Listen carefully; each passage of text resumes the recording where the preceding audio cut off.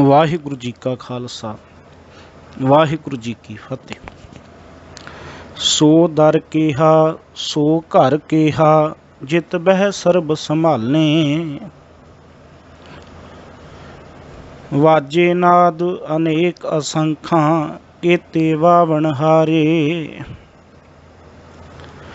ਕੇਤੇ ਰਾਗ ਪਰੀ ਸਿਉ ਕਹੀਅਨ, ਕੇਤੇ ਗਾਵਣ ਹਾਰੇ। ਗਾਵੈ ਤੁਹਨੋ ਪਾਉਣ ਪਾਣੀ ਬਹਿ ਸੰਤਰ, ਗਾਵੈ ਰਾਜਾ ਧਰਮ ਦੁਆਰੇ।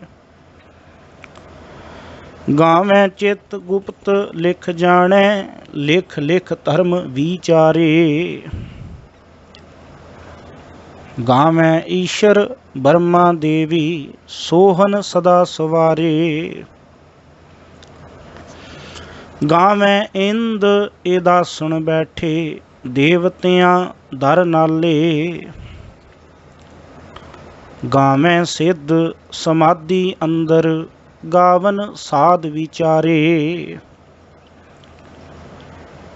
ਗਾਵਨ ਜਤੀ ਸਤੀ ਸੰਤੋਖੀ, ਗਾਵੈ ਵੀਰ ਕਰਾਰੇ। ਗਾਵਨ ਪੰਡਿਤ ਪੜਨ ਰਖੀਸ਼ਰ, ਜੁਗ ਜੁਗ ਵੇਦਾਂ ਨਾਲੇ। ਗਾਵੈ ਮੋਹਣੀਆਂ ਮਨ ਮੋਹਨ, ਸੁਰਗਾ ਮਛ ਪਿਆਲੇ। ਗਾਵਨ ਰਤਨ ਉਪਾਏ ਤੇਰੇ, 68 ਤੀਰਥ ਨਾਲੇ। ਗਾਵੈ ਜੋਧ ਮਹਾਬਲ ਸੂਰਾ, ਗਾਵੈ ਖਾਣੀ ਚਾਰੇ। ਗਾਵੈ ਖੰਡ ਮੰਡਲ ਵਰ ਭੰਡਾ, ਕਰ ਕਰ ਰੱਖੇ ਧਾਰੇ। ਸਈ ਤੁਧ ਨੋ ਗਾਵੈ ਜੋ ਤੁਧ ਭਾਵਨ, ਰਤੇ ਤੇਰੇ ਭਗਤ ਰਸਾਲੇ। ਹੋਰ ਕੇਤੇ ਗਾਵਨ ਸੇ ਮੈਂ ਚਿਤ ਨਾ ਆਵਨ, ਨਾਨਕ ਕਿਆ ਵਿਚਾਰੇ।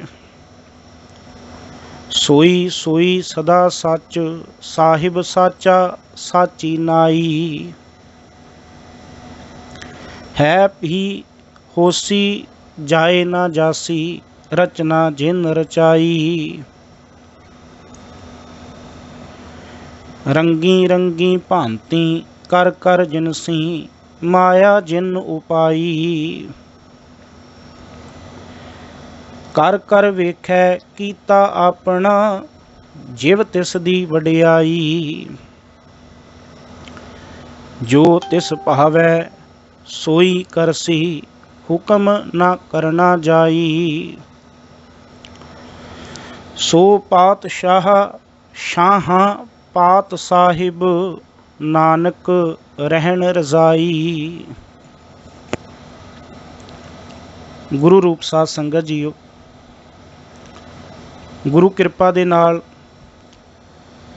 27 ਨੰਬਰ ਪੌੜੀ ਦਾ ਆਪਾਂ ਨੇ ਪਾਠ ਸਰਵਣ ਕੀਤਾ ਹੈ। ਜਪਜੀ ਸਾਹਿਬ ਜੀ ਦੀ ਸਭ ਤੋਂ ਲੰਬੀ ਪੌੜੀ ਹੈ 27 ਨੰਬਰ ਪੌੜੀ, ਔਰ ਧੰਨ ਗੁਰੂ ਗ੍ਰੰਥ ਸਾਹਿਬ ਮਹਾਰਾਜ ਜੀ ਦੇ ਪਾਵਨ ਸਰੂਪ ਦੇ ਅੰਦਰ ਇਹ ਪੌੜੀ ਜਿਹੜੀ ਹੈ ਉਹ 3 ਵਾਰੀ ਆਈ ਹੈ। ਪਹਿਲੀ ਵਾਰ ਤੇ ਆਪਾਂ ਜਪਜੀ ਸਾਹਿਬ ਦੀ ਬਾਣੀ ਦੇ ਵਿੱਚ ਇਸ ਦਾ ਦਰਸ਼ਨ ਕਰਦੇ ਹਾਂ। ਉਸ ਤੋਂ ਬਾਅਦ ਸੋਧਰ ਸਰਲੇਖ ਦੇ ਹੇਠ ਇਸ ਪਾਵਨ ਪੌੜੀ ਦਾ ਦਰਸ਼ਨ ਕਰਦੇ ਹਾਂ, ਸ਼ਬਦ ਦਾ ਦਰਸ਼ਨ ਕਰਦੇ ਹਾਂ। ਔਰ ਉਸ ਤੋਂ ਬਾਅਦ ਆਸਾ ਰਾਗ ਦੀ ਆਰੰਭਤਾ ਦੇ ਸਮੇਂ ਗੁਰੂ ਗ੍ਰੰਥ ਸਾਹਿਬ ਜੀ ਦੇ 347 ਨੰਬਰ ਅੰਗ ਦੇ ਉੱਪਰ ਇਸ ਪਾਵਨ ਸ਼ਬਦ ਦਾ ਦਰਸ਼ਨ ਕਰਦੇ ਹਾਂ। ਅਰਥਾਂ ਦੀ ਤੇ ਲਗਭਗ ਪੂਰੀ ਸਮਾਨਤਾ ਹੈ, ਪਰ ਉਚਾਰਨ ਦੇ ਵਿੱਚ ਜੋ ਹੈ ਉਹ ਥੋੜਾ ਥੋੜਾ ਫਰਕ ਗੁਰੂ ਸਾਹਿਬ ਜੀ ਨੇ ਰੱਖਿਆ ਹੈ। ਮੈਂ ਕੇਵਲ ਤੇ ਕੇਵਲ ਜੇ ਜਪਜੀ ਸਾਹਿਬ ਔਰ ਰਹਿ ਰਸ ਸੋਧਰ ਦੇ ਸ਼ਬਦ ਦੀ ਆਪ ਜੀ ਦੇ ਨਾਲ ਸਾਂਝ ਕਰਾਂ ਤੇ ਲਗਭਗ ਇਹਨਾਂ ਦੋਨਾਂ ਸ਼ਬਦਾਂ ਦੇ ਵਿੱਚ 51 ਜਿਹੜੇ ਫਰਕ ਨੇ ਅੱਖਰਾਂ ਦੇ ਉਚਾਰਨ ਦੇ। ਜਿਵੇਂ ਆਪਾਂ ਸ਼ਬਦ ਪੜ੍ਹਦੇ ਹਾਂ ਕਿ ਸੋ ਦਰ ਕੇਹਾ ਸੋ ਘਰ ਕੇਹਾ ਜਿਤਬੈ ਸਰਬ ਸੰਭਾਲਣੇ, ਔਰ ਜਦੋਂ ਰਹਿ ਰਾਸ ਦੇ ਵਿੱਚ ਪੜ੍ਹਦੇ ਹਾਂ ਉੱਥੇ ਪੜ੍ਹਦੇ ਹਾਂ ਸੋ ਦਰ ਤੇਰਾ ਕੇਹਾ ਸੋ ਘਰ ਕੇਹਾ ਜਿਤਬੈ ਸਰਬ ਸੰਭਾਲਣੇ। ਇਸ ਪ੍ਰਕਾਰ ਜਿਵੇਂ ਜਪਜੀ ਸਾਹਿਬ ਦੇ ਵਿੱਚ ਆਇਆ ਸੁਰਗਾ ਮਛ ਪਿਆਲੇ, ਰਹਿ ਰਾਸ ਦੇ ਵਿੱਚ ਆਇਆ ਸੁਰਗ ਮਛ ਪਿਆਲੇ, ਜਪਜੀ ਸਾਹਿਬ ਵਿੱਚ ਆਇਆ ਸੋ ਪਾਤਸ਼ਾਹ ਸ਼ਾਹ ਪਤ ਸਾਹਿਬ, ਔਰ ਜਪਜੀ ਸਾਹਿਬ ਦੇ ਵਿੱਚ ਆਇਆ ਪਾਤ ਸਾਹਿਬ, ਰਹਿ ਰਾਸ ਦੇ ਵਿੱਚ ਆਇਆ ਪਤ ਸਾਹਿਬ। ਸੋ ਪਾਤਸ਼ਾਹ ਸ਼ਾਹ ਪਾਤ ਸਾਹਿਬ ਜਪਜੀ ਸਾਹਿਬ ਦੇ ਵਿੱਚ ਆਇਆ ਕੰਨੇ ਦੀ ਮਾਤਰਾ ਨਾਲ, ਔਰ ਰਹਿ ਰਾਸ ਦੇ ਵਿੱਚ ਜਦੋਂ ਦਰਸ਼ਨ ਕਰਦੇ ਹਾਂ ਤੇ ਉੱਥੇ ਪਤ ਸਾਹਿਬ ਸ਼ਬਦ ਆਇਆ ਹੈ। ਖੈਰ ਇਹਨਾਂ ਤਿੰਨਾਂ ਸ਼ਬਦਾਂ ਦੇ ਵਿੱਚ ਜੋ ਉਚਾਰਨ ਹੈ ਉਹਨਾਂ ਦੀ ਥੋੜ੍ਹੀ ਥੋੜ੍ਹੀ ਗੁਰੂ ਸਾਹਿਬ ਜੀ ਨੇ ਸ਼ਬਦਾਂ ਦੀ ਜੋ ਸਮਾਨਤਾ ਹੈ ਉਹ ਇੱਕ ਦੂਸਰੇ ਤੋਂ ਅਲੱਗ ਕੀਤੀ ਹੈ। ਅਰਥਾਂ ਦੇ ਵਿੱਚ ਲਗਭਗ ਤਿੰਨਾਂ ਹੀ ਸ਼ਬਦਾਂ ਦੇ ਇੱਕੋ ਹੀ ਅਰਥ ਨਿਕਲਦੇ ਨੇ। ਆਓ ਪੌੜੀ ਦੀ ਵਿਚਾਰ ਦੇ ਵੱਲ ਆਈਏ। ਆਪਣੇ ਗੁਰਦੇਵ ਦੇ ਚਰਨਾਂ ਦੇ ਵਿੱਚ ਆ ਕੇ ਕਿਵ ਸਚਿਆਰਾ ਹੋਈ ਹੈ, ਕਿਵ ਕੂੜਾ ਟੁੱਟੇ ਪਾਲ ਦਾ ਪ੍ਰਸ਼ਨ ਕਰਨ ਵਾਲਾ ਜੋ ਜਗਿਆਸੂ ਹੈ ਉਹ ਹੁਕਮ ਰਜਾਈ ਚੱਲਣ ਦੀ ਪੌੜੀ ਨੂੰ ਚੜ੍ਹ ਕੇ ਹੁਕਮੀ ਦੇ ਹੁਕਮ ਨੂੰ ਸਮਝਦਾ ਹੈ। ਫਿਰ ਕੀ ਕਰਦਾ ਕਿ ਆਪਣੇ ਵਿੱਚੋਂ ਹਉਮੈ ਨੂੰ ਕੱਢ ਕੇ ਅੰਮ੍ਰਿਤ ਵੇਲੇ ਸੱਚੇ ਨਾਮ ਦੀ ਵਡਿਆਈ ਕਰਦਾ ਹੈ। ਉਹ ਸਾਰੇ ਜੀਵਾਂ ਦਾ ਜਿਹੜਾ ਇੱਕੋ ਦਾਤਾ ਹੈ ਉਸ ਨੂੰ ਆਪਣੇ ਮਨ ਦੇ ਵਿੱਚ ਵਸਾਉਣ ਦਾ ਯਤਨ ਕਰ ਲੈਂਦਾ। ਹੁਣ ਉਸ ਦੀ ਕੀਰਤੀ ਨੂੰ ਸੁਣਦਾ, ਉਹਦੀ ਕੀਰਤੀ ਨੂੰ ਆਪਣੇ ਹਿਰਦੇ ਵਿੱਚ ਮੰਨਦਾ, ਉਹਦੀ ਰਜਾ ਨੂੰ ਮੰਨਦਾ। ਇਸ ਪ੍ਰਕਾਰ ਪੌੜੀ ਦਰ ਪੌੜੀ ਅੱਗੇ ਵੱਧਦਾ ਹੈ। ਰਸਤੇ ਵਿੱਚ ਅਨੇਕਾਂ ਹੀ ਇਹ ਸ਼ਬਦ ਵਰਤਲਾਵਾਂ ਕਿ ਅਸੰਖਾਂ ਹੀ ਜਪੀ ਤਪੀ ਭਗਤੀ ਵਿੱਚ ਲੀਨ, ਤੇ ਨਾਲ ਦੀ ਨਾਲ ਬੇਸ਼ੁਮਾਰ ਚੋਰ ਕੂੜਿਆਰ ਪਾਪੀ ਪਾਪਾਂ ਦੇ ਵਿੱਚ ਡੁੱਬੇ ਹੋਏ ਇਤਿਆਦਿਕ ਐਸੇ ਲੋਕਾਂ ਵੱਲ ਵੇਖ ਕੇ ਰਚਨਹਾਰ ਪ੍ਰਮਾਤਮਾ ਤੋਂ ਬਲਿਹਾਰ ਜਾਂਦਾ ਹੈ।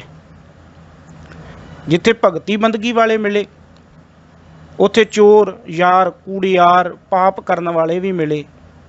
ਦੋਵਾਂ ਨੂੰ ਵੇਖ ਕੇ ਅਕਾਲ ਪੁਰਖ ਪ੍ਰਮਾਤਮਾ ਤੋਂ ਬਲਿਹਾਰ ਜਾਣ ਨੂੰ, ਵਾਰਨੇ ਜਾਣ ਨੂੰ ਮਨ ਕੀਤਾ, ਤੇ ਨਾਲ ਹੀ ਆਪਣੀ ਜਿਹੜੀ ਮਲੀਨ ਮੱਤ ਉਸ ਨੂੰ ਅਕਾਲ ਪੁਰਖ ਪ੍ਰਮਾਤਮਾ ਦੇ ਦੈਵੀ ਗੁਣਾਂ ਦੇ ਨਾਲ ਰੰਗਣ ਦੇ ਵਿੱਚ ਯਤਨ ਕਰਦਾ ਹੋਇਆ ਆਪਣੀ ਅੰਤਰ ਆਤਮਾ ਦੇ ਵਿੱਚ ਉਪਜੇ ਹੋਏ ਜਿਹੜੇ ਤੀਰਥ ਇਸ਼ਨਾਨ ਸੀ, ਜਿਨ੍ਹਾਂ ਬਾਰੇ ਇਹ ਸੋਚਦਾ ਸੀ ਕਿ ਇਹ ਮਨ ਦੀ ਮੈਲ ਨੂੰ ਧੋਂਦੇ ਨੇ, ਹੁਣ ਉਹਦੇ ਤੋਂ ਪਾਸਾ ਵੱਟਦੇ ਹੋਏ ਨਾਮ ਦੇ ਸਰੋਵਰ ਦੇ ਵਿੱਚ ਇਸ਼ਨਾਨ ਕਰਦਾ ਹੋਇਆ ਆਪਣੇ ਅੰਦਰੋਂ ਅਗਿਆਨਤਾ ਦੀ ਮੈਲ ਨੂੰ ਧੋਂਦਾ ਹੋਇਆ ਆਪਣੇ ਸਫ਼ਰ ਨੂੰ ਅੱਗੇ ਕਰਦਾ ਹੈ। ਖੈਰ ਮੈਂ ਗੱਲ ਨੂੰ ਨੇੜੇ ਕਰਾਂ।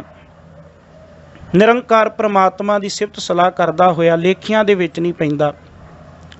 ਉਸ ਅਨੰਤ ਪ੍ਰਮਾਤਮਾ ਦੇ ਅਨੰਤ ਗੁਣਾਂ ਨੂੰ ਤਥਾ ਉਸ ਦੀਆਂ ਲਿਖੀਆਂ ਨਾ ਜਾਣ ਵਾਲੀਆਂ ਬਖਸ਼ਿਸ਼ਾਂ ਦਾ ਵਰਣਨ ਸੁਣ ਸੁਣ ਕੇ ਖੁਸ਼ ਹੁੰਦਾ, ਪ੍ਰਸੰਨ ਹੁੰਦਾ, ਤੇ ਉਸ ਪਰਮਾਤਮਾ ਦੇ ਅਮੋਲਕ ਕੀਮਤੀ ਜਿਹੜੇ ਭੰਡਾਰੇ ਨੇ, ਖਜ਼ਾਨੇ ਨੇ, ਉਹਨਾਂ ਵੱਲ ਵੇਖ ਕੇ ਪਰਮਾਤਮਾ ਦਾ ਸ਼ੁਕਰ ਕਰਦਾ ਹੋਇਆ ਸਤ ਸੰਗਤ ਰੂਪੀ ਹੱਟ ਦੇ ਵਿੱਚ ਪਹੁੰਚ ਜਾਂਦਾ ਹੈ।